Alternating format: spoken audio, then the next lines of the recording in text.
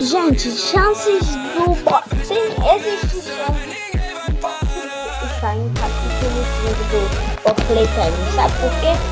Porque no Pop Playtime, se eles usar a câmera lenta e entrar naquele cena do capítulo 3 do Pop Playtime, no Catnap, a gente consegue ver uma caixa, né? Que parece como se ele fosse utilizado naquele episódio. E também a gente achou a mesma coisa que a gente tá achando do Rei do Ouro, só que o Rei do Ouro está vivo. E o box, e que tal? E no capítulo 4, que tal?